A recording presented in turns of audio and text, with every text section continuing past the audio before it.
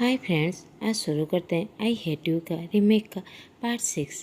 पिछले पार्ट में हमने सुना था इब्बो की आईसाइट टेम्पररी चला गया था, मगर उसने मेंग की असलियत अब अच्छी तरीके से जान गया था। अब आगे की स्टोरी।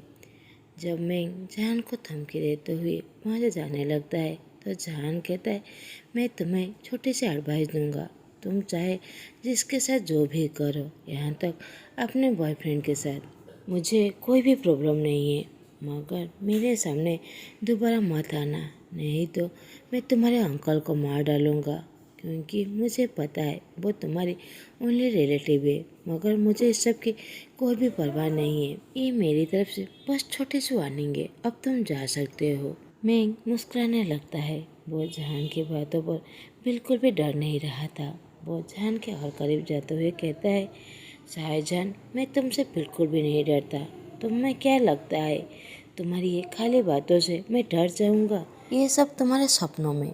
तुम्हें नहीं पता मेरा अंकल कौन है। दोबारा कहने से पहले ज़रूर सोचना। ये कहकर स्मित करते हुए वहाँ से जाने लगता है। शाहजहान चक्कर करते हुए इब्बो के पास जाने लगता है हॉस्पिटल रूम में। वहाँ इब्बो जो रेस्ट ले रहा था, जहान उसकी तरफ देखकर साइलेंटली साय करते हुए मन में सोचने लगता है, ये इंसान बस मेरा एडवांटेज लेने की कोशिश कर रहा है। जब मैं क्लब में गया था, मुझे ड्रंक करते हुए मेरे साथ रेप किया, और जब मैं प्रेग्नेंट हो गया तो मेरी बेबी को भी मार डाला। यही सेम इंसान है जो मेरे सामने अब ब्लाइंड होकर बैठा हुआ है और मुझे फोर्सफुली उसका ख्याल रखना पड़ा है। शाहजहान इतना हार्टलेस नहीं था कि वो इस तरह का सिचुएशन देखकर भी वो इब्बो से नफरत करने लगे। जहान विस्पर करते हुए बैठते हुए कहता है, ये बहुत ज़्यादा फनी है जो मैं किलर की हेल्प कर रहा हूँ। ये सच्ची में बहुत ज़्यादा पैथेटिक है। ये सोचते हुए वो अपनी फ्लैट बेली को छूने लगता है और वो बहुत ज़्यादा सैड हो जाता है। वो हमेशा अपने पेरेंट्स के कहने पर माना था। वो इस वक्त इब्बो की सिचुएशन के बारे में किसी को भी नहीं कहना चाहता था, इसीलिए वो बस हॉस्पिटल में इब्बो का केयर कर रहा था। दूसरी तरफ मेंग जहान की बातें सुनकर वो डायरेक्टली अंकल से मिलने के लिए चला जाता है। कहीं न कहीं वो भी डर गया था। वो कहता है, अंकल, आपने कहा था आप शाहजहान के बैकग्राउंड चेक किए थे, मगर आज उसने धमकी दिया है कि वो आपको मार डालेगा। मुझे लगा था वो बस एक रिच ब्राट है जो अपने पेरेंट्स के पैसों से उड़ा रहा है, उस पर डिपेंड है, मगर आज मुझे ऐसा लगा कि मैं गलत हूँ। उसके अंकल कहते हैं, तुम ठीक कह रहे हो, मुझे भी यही लगा था कि वो एक रिच फैमिली से आया है, मगर उसका खुद का भी एक बिजनेस है। उसने बहुत सारी चीज़ों का इन्वेस्टमेंट किया है। यहाँ तक कुछ हफ्ते पहले तो एक मशीन का भी इन्वेस्टमेंट किया था जो हॉस्पिटल में यूज़ होता है, जिसे अब पूरे वर्ल्ड यूज़ कर रहे हैं। मगर कुछ तो है जिसके बारे में मैं कुछ पता नहीं लगा पा रहा हूँ। वो कोई सिंपल पर्सन नहीं है, तो मैं थोड़ा सा केयरफुली रहना पड़ेगा जब तक मैं उसके बारे में ठीक से पता ना लगा लूँ।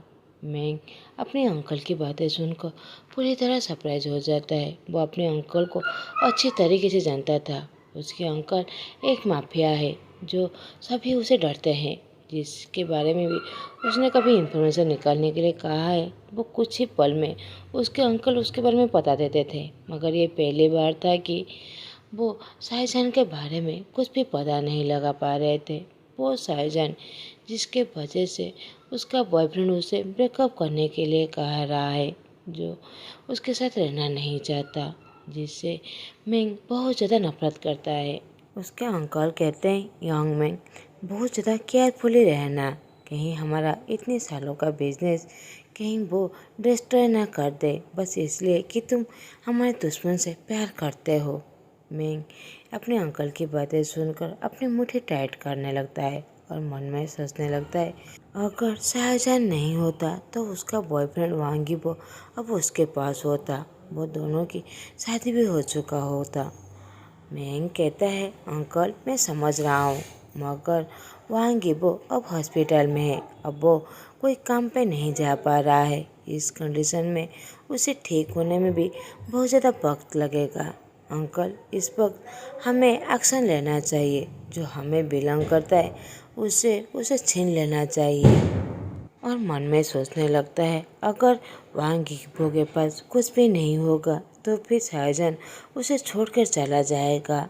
उस वक्त इक्बो डेस्परेटली मेंग के पास ही आएगा, उसे सेकंड चांस देगा।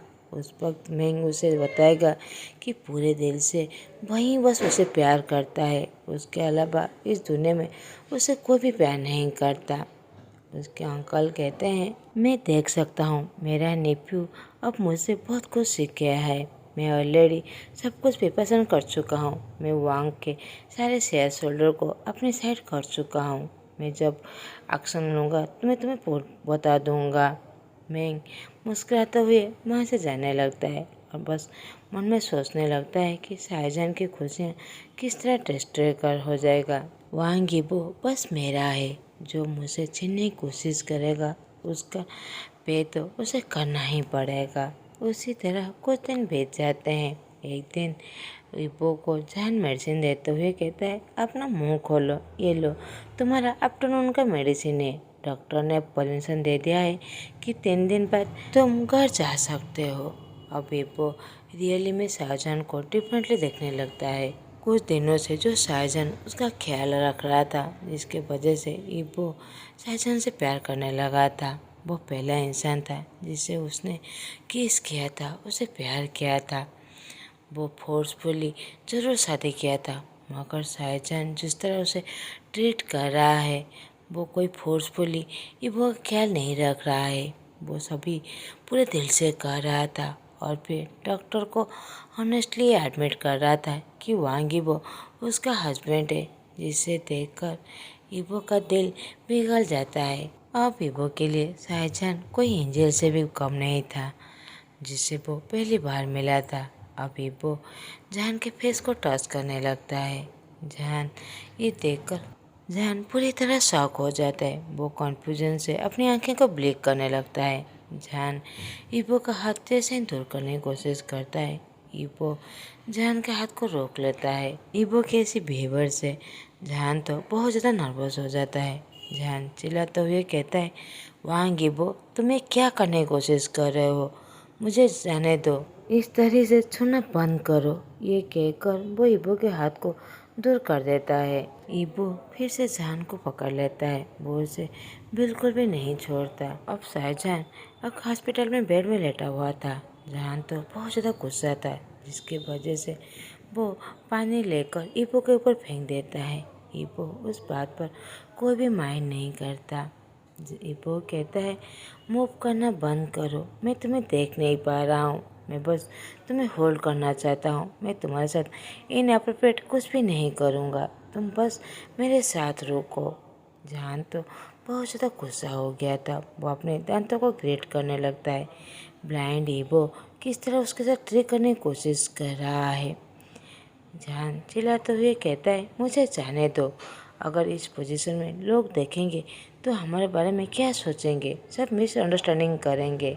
इक्बो को तो इस बात का कोई भी परवाह नहीं था। वो स्नीक करने लगता है, जिसके वजह से शाहजहान और ज़्यादा नाराज़ हो जाता है। मगर इस पर उसे नाराज़ नहीं होना था, क्योंकि इक्बो उसे बहुत ज़्यादा स्ट्रांग है। वो इक्बो को अपने ऊपर से उठा नहीं सकता था, इसीलिए वो डीप ब्रेथ लेते हुए थोड़ा सा गुस्सा शांत करता है। इक्बो कहता है, हम लोग मैरिड कपल है, हम लोग कोई गलत पोजीशन में नहीं है। जो ऑर्डिनरी लोग करते हैं हम वही कर रहे हैं। अगर कोई देखेगा भी, किसी की हिम्मत नहीं होगा कि हम लोगों को कुछ भी कह सके। जहान तो पूरी तरह स्पीचलेस हो जाता है कि ये कितना ज़्यादा फॉरवर्ड है और सिमलेस बातें इस तरह कह रहा है। जहान बहुत ज़्यादा सैड होते हुए गुस्से से कहता है, ये बस नाम का ही शादी है, इसे सीरियस लेने की कोई भी ज़रूरत नहीं है। जिस वजह से हम लोगों ने शादी की थी वो ऑलरेडी जा चुका है। तुमने मेरे बेबी को मार डाला, हमारा रिलेशनशिप अब कुछ भी नहीं है। मैं शाहजहान तुम्हें बहुत ज़्यादा नफरत करता हूँ, मगर ये बात इक्बो पर कोई भी अफेक्ट नहीं करता। वो बस मुस्कुरा ही रहा था। इक्बो कहता है, अगर मेरे पास ये एबिलिटी होता कि तुमने जो खोया है उसे वापस ला सको, तो फिर मैं ज़रूर वापस ला देता। तुम्हारे नफरत को प्यार में बदल देता, क्योंकि मैं तुम्हें भी प्यार कर बैठा हूँ। तुम बस मेरे हो, मुझे बिलोंग करते हो। ये कहकर वो जान को किस करने ही वाला था कि जान गुस्से से उसकी तरफ देखने लगता है। तो इब्बो जान के चिक में किस करता है। जान तो बहुत ज़्यादा कन्फ्यूज था इब्बो की बातों से। उसकी अनबॉर्न बेबी को कैसे वो वापस ला सकता है। उसका जो इन्वर्टर मशीन है वो इस तरह के पीपल को बचा सकता था। वो मशीन बहुत ज़्यादा एडवांस था। वो अपनी बेबी को बचा सकता था, मगर अब कुछ भी नहीं हो सकता। जान चिल्लाते हुए कहता है, मैं कोई टूल नहीं हूँ, मैं तुम्हें प्यार नहीं करता। तुम मेरी बेबी को रिटर्न नहीं ला सकते जिसे तुमने हार्टलेसली मार डाला। मैं तुम्हें रियली में नफरत करता हूँ। मैं तुम्हें कभी भी माफ़ नहीं करूँगा। मगर फोर्सफुली इब्बो जान के फेस को केयर करने लगता है और लिप्स पर केयर करते हुए उसे फोर्सफुली किस करने लगता है। जान तो पहले बहुत ज़्यादा स्ट्रगल कर रहा था। जैसे ही जान देखता है वो इब्बो को हरा नहीं सकता, तो जान भी इब्बो को रिटर्न में किस करने लगता है। इब्बो जैसे ही देखता है जान स्ट्रगल नहीं कर रहा है, तो इब्बो जान के हाथ को छोड़ देता है। अब जान इब्बो के नेक कारण अपना हाथ घुमा लेता है और इब्बो जान को किस करने लगता है, मगर इमीडिएटली जान इब्बो को किक मारते हुए बेड से नीचे उतार देता है। यू बास्टर, तुम्हारी हिम्मत कैसे हुई? तुम ब्लाइंड हो, तुम परवर्ट हो, तुम अपना पावर एडवांटेज लेने की कोशिश कैसे कर सकते हो? तुम एक किक ही डिजर्व करते हो। अगर दोबारा छूने की कोशिश की तो मैं तुम्हारा ख्याल बिल्कुल भी नहीं रखूँगा। इब्बो अपने बेले को पकड़कर बैठा हुआ था। किक के वजह से वहाँ पर बहुत ज़्यादा हर्ट हो रहा था। इब्बो कहता है, तुम कितना ज़्यादा हार्टलेस हो। मैंने कभी भी एक्सपेक्ट नहीं किया था कि तुम इतना ज़्यादा स्ट्रांग हो। तुम तो मेरे एब्डोमिनल ऑर्गन को पूरी तरह डिस्ट्रॉइंग कर देते। इस ब्लाइंड मैन पर थोड़ा सा तो दया दिखाओ। जान अपनी आंखें को रोल करते हुए कहता है, इस पर फिर दया नहीं, ये एक किक ही डिजर्व करता है। मेरे बिना परमिशन के से मुझे किस कर रहा था। पहला किस तो उसने चुरा लिया है, मेरी वर्जिनिटी भी। अब वो मेरे बिना परमिशन में मुझे किस कैसे कर सकता है। मगर कहीं न कहीं जान को इब्बो का किस बहुत अच्छा लगा था। वो ये सारी बातें सोच ही रहा था कि फिर से अपने आप को मारते हुए कहता है, मुझे इस तरह की बातें नहीं सोचना चाहिए। जान उसकी तरफ देखते हुए कहता है, तुम यही डिजर्व करते हो। ये कहकर वो अपने लिप्स को टच करने लगता है, जो थोड़ा सा स्वलन हो गया था। ये सोचकर ही उसका ईयर, उसका फेस पूरी तरह रेड हो जाता है। अब शाहजहान को उसका ट्रस्टेड सबनेटेड का कॉल आता है, जो मेंग अंकल का मूवमेंट के बारे में बता रहे थे। जान रियली में वहाँ गिबो की कंपनी को पूरी तरह डिस्ट्रॉय करना चाहता था, मगर जब वो सोचता है इबो जो कितना था हॉनेस्ट है और कितना था हार्ड वर्किंग, वो अपना रिवेंज दूसरी तरीके से ले सकता है। वो इस तरह इबो को बर्बाद नहीं कर सकता। जान उस पर करते हुए कहता है, इस वक्त मैं तुम्हारी हेल्प कर रहा हूँ, इसका पेबैक मैं तुमसे ज़रूर लूँगा। ये कहकर वो अपने कुछ आदमियों को कॉल करते हुए कहने लगता है कि उसे क्या क्या करना चाहिए। अब वो हॉस्पिटल रूम में आता है, जहाँ पर इबो जब बैठकर कुछ खाना खा रहा था, जो शाहजहान कुछ देर पहले ही उसके लिए लेकर आया था। जान इस बात के लिए कह रहता था जैसे इबो को उसकी कंपनी के बारे में कुछ भी पता ना चले, वो ज़्यादा वरीड ना हो। जान साइकेट्रिकली कहता है, मैं देख सकता हूँ ब्लाइंड मैन बिना प्रॉब्लम के ठीक से खाना खा रहा है, कितना तक ग्रेडी है ना। इबो लाइटली मुस्कुराते हुए फिर से खाना खाने लगता है। इबो कहता है, तुमने जो कुछ लोगों को भेजा है जो मेरे बिजनेस को मैनेज करने के लिए, क्या वो ट्रस्टेड है? जान मुस्कुराते हुए कहता है, मेरे सबॉर्डिनेट बहुत ज़्यादा ट्रस्टवर्थी है, बहुत ज़्यादा हार्ड वर्किंग, तुम उनके ऊपर डिपेंड हो सकते हो और ज़्यादा मत हो। मैं ऑलरेडी सब कुछ पैक कर चुका हूँ, हम लोग अब घर जाने वाले हैं। और अपने मन में सोचने लगता है, उस यूजलेस होल्डर को तो वो नहीं छोड़ने वाला, जो मैंग के अंकल के साथ हाथ मिला रहे हैं, जो अपने ही बॉस को वो लोग बिट्रे कर रहे हैं। उन लोगों को तो उनका पनिशमेंट ज़रूर मिलेगा। अब जान एक हाथ में बैग और दूसरे हाथ में इबो के हाथ को पकड़ते हुए सेफली घर की तरफ जाने लगते हैं। अब जान इबो के सेक्रेटरी को कॉल करते हुए सब इंस्ट्रक्शन दे दिया था कि किसको क्या क्या काम करना है। एक हफ्ते के अंदर जैसे सब कुछ ठीक हो जाना चाहिए। जहान तो पूरी तरह श्योर था कि अब गुड न्यूज उसे सुनने वाला है। उसे ज़्यादा वरीड होने कोई भी ज़रूरत नहीं है।